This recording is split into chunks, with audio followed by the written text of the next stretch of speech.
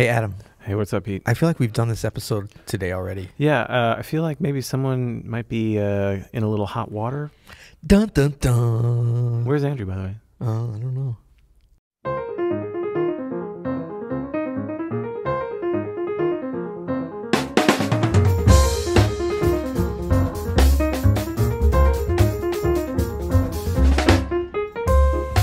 I'm Adam Maness. And I'm Peter Martin. You're listening to the You'll Hear It podcast. Daily jazz advice coming at you. Coming at you, today's episode is sponsored by SoundSlice. We love SoundSlice around here. Hey, go to soundslice.com/transcribe. Okay. You can get started right now on a transcription. You can add a video, whatever video you want, from YouTube, from Vimeo, from Wistia, whatever you got, your own video. Yep. And then you can transcribe right there in their handy notation software. It's browser-based. You don't have to download anything. It's all right there. Yes. And then you can watch that notation, scroll along with the video. We use it every day here on our courses on Open Studio. It's one of the most popular features of our courses. Yep. By the way, check those out, all using SoundSlice.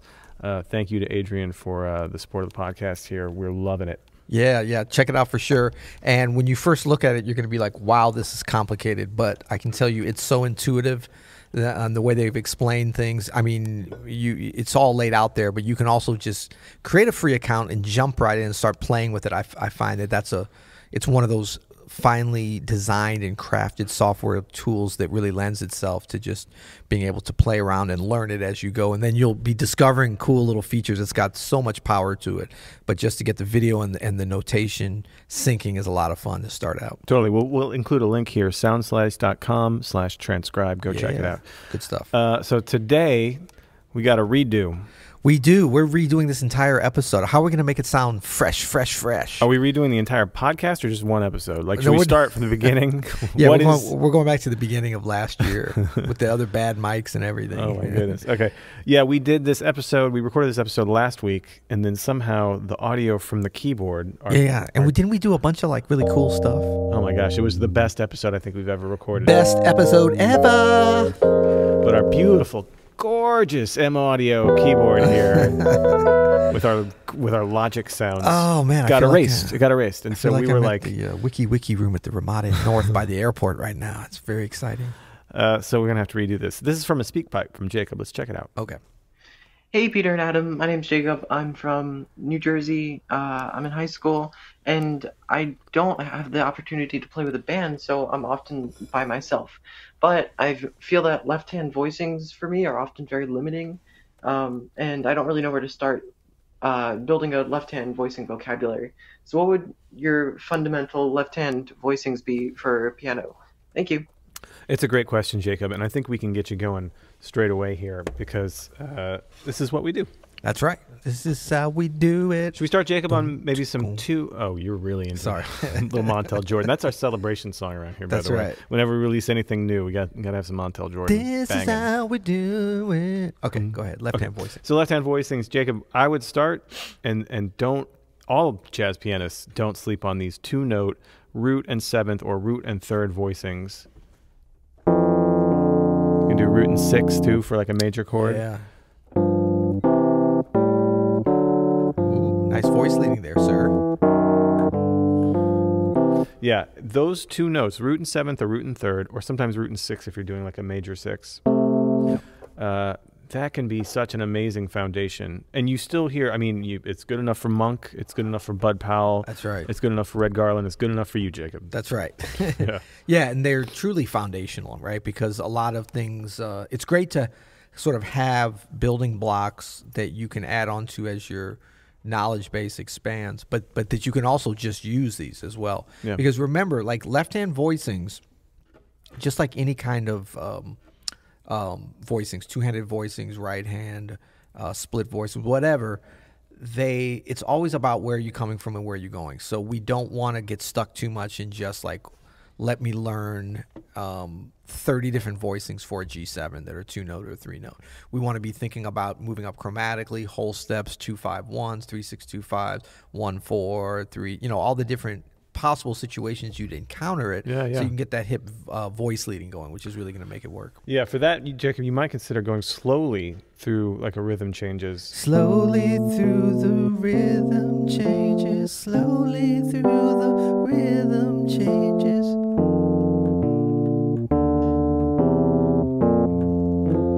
all those work, and then you can really, or blues, whatever. Any of those two-note voicings sound great in those situations. Yeah. You don't seem excited about them, though. I think you're already thinking of some stuff we can do to add to them. Well, I have to be, man. I'm hosting this show right now. Single-handedly.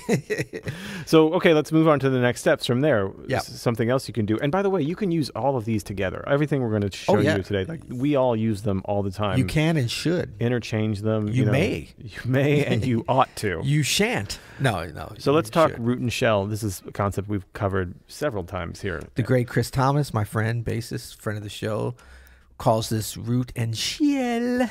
Root and shell. Yeah. Easy peasy, lemon squeezy. The shell, of course, is the 3rd and the 7th of the chord, or the 3rd and the 6th if you're dealing with a major 6 chord or a minor 6 chord. But if we're on an F blues here, got my root, got my F, got my 7th, got my 3rd.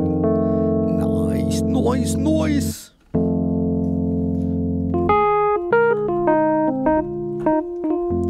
This is all root and shell in my left hand.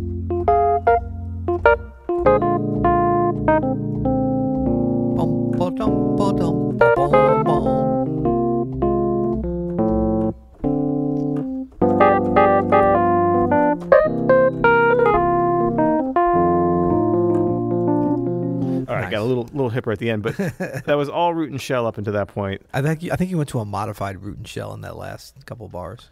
I might have. I can't help it, man. I got to intersperse. Yeah, I can't help it.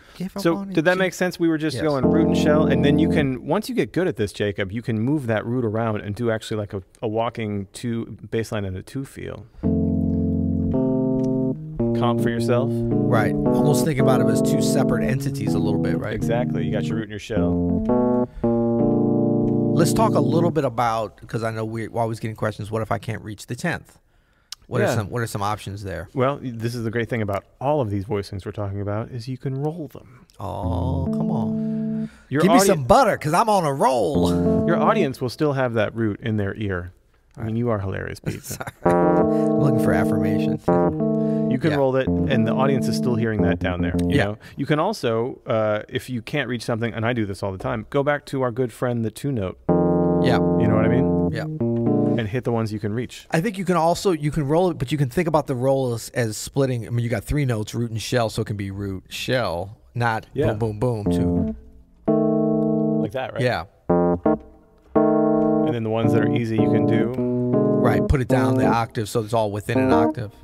Yeah. But sometimes it seems like, you'll hear a nicely laid 10th, and if you can't reach it, it's like, wow, that's that perfect sound. But it's usually not as imperative. Like if you roll it, if you split it up, if you bring it down within an octave, it's often just about as effective. So I wouldn't worry too much about that. And if you want to go lower, especially if you're on a real grand piano, I don't mind playing in the dirt down there with like it sounds crappy here on our key station. Right. But on a nice grand piano, that sounds just fine to me. That's right, absolutely. Yeah. And I mean, you can hear it, like in terms of people are often asking like how low can you go with thirds and tighter voicings.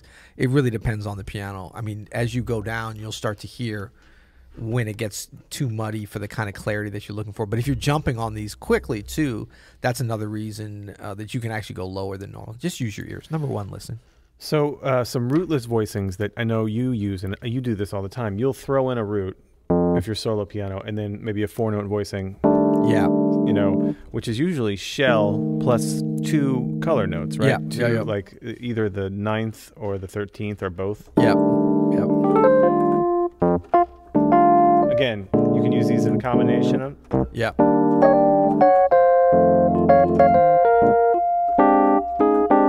Those can slide around really easily. So just that shell, rootless, here's like a F7. I have the 7th and the 3rd, E flat day, and then I'll add the 9th G and the 13th D. Yep. And those kind of voices are great. Like play that again. And now leave off the 13. So, that's a similar sound. I guess that's more like a cluster kind of thing. Yeah, definitely. But you can go back and forth between that and with the 13. It's not a big change, but it gives it a little bit of a different kind of flair and feel. It's not always one or the other. It can be back and forth, I think is nice. Yeah, I like if we were doing like an F minor 7, this is a good cluster here. Yeah. G, A flat, See. C, leaving off the 7th, but you can then put that back in. Yeah, you can also that's nice. Yep. And that can be used for like A flat major, even though it's got the root in it, the root in the middle, I think is nice. Totally. A lot of options. A lot of options. But remember, try to play these like Adam was just doing, with on a blues, on rhythm, on some kind of chord progression, because that's really the best way to develop any kind of voicings left hand. It's good to get the shapes and then move them around chromatically so you can learn them in all keys. That's fine. Mm-hmm. But even that's a progression. It's a chromatic progression. But, we're always trying to get out of this too much of a vertical way of thinking about these chords, because you can lull yourself into a false sense of security of like, oh, I have a good voicing, but then it sounds whack. And you're like, why doesn't that sound good? Because you didn't learn it in the flow of a progression. Yeah. Like you're going to actually play it. And if you want to hit all the keys, hit a tune like Tune Up or All the Things You Are, something that cycles through some different keys, and then just take that through a few keys and you'll hit all of them. Exactly. Eventually. That's great. Yeah, because it's like this is vocabulary you want to build up. You want to have these different options, the root in the 7th, root in the shell, 4-note voicings, clusters, a whole bunch of others. We're not different inversions, Different inversions. And it's like building up your vocabulary of words. You're adding a few, but you have to think about the words in sentences. Absolutely. You're not just like, throwing out random words to impress people. Well, you can. Works good at dinner parties. So in review, our 2-note voicings with the root and one of our shell notes, either the 3rd and the 7th.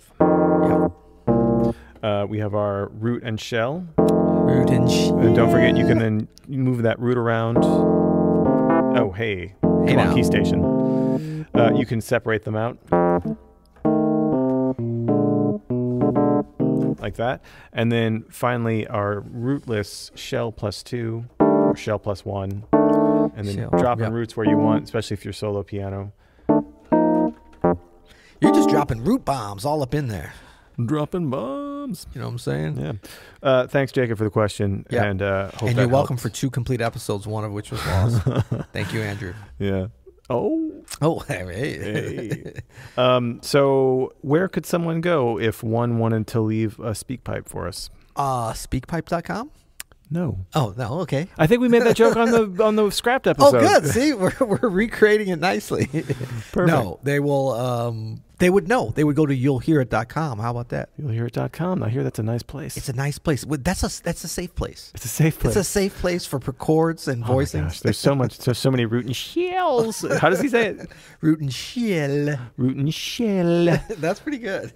You can check out a bunch of blog posts over there. You can check out all of our You'll Hear It episodes too. You can leave us a SpeakPipe. You can leave us a message. Hey, go to your podcast app. Leave us a rating and review. We love 7 stars. We do leave. We live for. We love and live for 7 stars. We leave for anything less. That's right. Yeah. Speaking of 7 stars, there's a piece of software that I would like to award 7 stars right now. Is that okay? Is it Outlook? It is not. It is not Word or Outlook. I would give that 1.5 stars. Is it Adobe? It is not. It is a little thing called SoundSlice. Ah, Are you familiar with that? I'm very, very familiar with SoundSlice. That is our own 7-star notation. And what we always struggle with what to call it because it's such a cool thing. It's a great transcribing tool. I was thinking about this. I've transcribed or used it in transcriptions on hundreds of transcriptions. Yeah. In my career here at Open Studio. We use it on hundreds of lessons. You can transcribe in it. You can then see the transcription following along to the video. You can sync it up. It's so cool. And it's a great way a great tool to use in your transcribing. It's also a community where you can see other people's transcriptions from different styles, different instruments. Yeah, like whatever you're into, gypsy jazz or cool or modern or whatever. Someone has either a player themselves has uploaded themselves playing with the transcription. Mm-hmm. Some people have taken like Wayne Shorter solos, transcribed them, and put them on SoundSlice. Go check it out right now. It's a great resource. It's great. And I realized the reason we struggle to describe it is because we actually use SoundSlice as a verb around here. We're like, have you SoundSliced it yet? Oh, yeah. Are you going to SoundSlice that? It's like the Kleenex of notational software, basically. It really is. It's become just like exactly a synonym for transcribing and then putting online. That's what it is. So go check it out. Check it out, and we're very proud to be associated with them and have them as one of our charter sponsors here at the You'll Hear podcast. Okay, so we mentioned yesterday an offer. Oh yeah. That's new offer. Okay. And then we're going to do ultimate tip. Oh, no, we're not even going to do an ultimate tip today. We're going to do the ultimate offer. Tomorrow we'll get back to our ultimate tip. How about that? The ultimate offer is Sorry, go ahead. BOGO. BOGO. What do you know about BOGO? BOGO. I used to have a BOGO stick. BOGO. No, it was a pogo stick. So our ultimate offer is buy one, get one. These are our two, it's our beginner jazz piano course and our intermediate jazz piano course. The first one is called Jazz Piano for Beginners, aptly titled. That's right. And the second one is called Elements of Jazz Piano. They're two excellent courses. If you didn't get the All Access Pass last week, which a lot of you did, thank you for that. Yeah. You'll see them on your All Access Pass. But if you want just those two courses that lead right into each other, one goes into the other for beginning jazz piano to intermediate, takes you right there for $129. Whoa, hello! Buy one, get one. Buy one, get one free. Okay, so that's awesome. Jazz Piano for Beginners, which I did a couple years ago. It's been by far our most popular course ever at Open Studio. And Elements of Jazz. Or after today's episode, we might call it Elements of Jazz. Elements is your baby that we collaborated on, but is a beautiful intermediate course, and as you say, leads right out of Jazz Piano for Beginners. But this will be lifetime access to these courses. Yeah. So the All Access Pass is great, but that's kind of a monthly or yearly thing. Mm-hmm. If you want to really up your piano game, or if really this is for like if you're getting in, like you can play piano, or maybe you play another instrument, you can play a little bit of piano, but you don't know a lot about the jazz game. This would be a great opportunity and a very good rate to acquire two of our most popular courses. Yeah, if you're not a pianist, but you're a good drummer or bassist and you want to get better at the piano, these are perfect for you too. Right. So check them out. You know what the promo code is that you would put in the offer code field when you check out? I'm going to guess BOGO, like BOGO. It's going to be BOGO. Okay. BOGO. That's it. We're setting it up. We're setting it up right now. So, go do that. That's through the end of the week, through Sunday night, I believe. Yes, it is. Through this Sunday night. So jump on that because that's kind of our best price we've ever offered on this. So we hope you enjoy that. And until tomorrow, you'll hear it.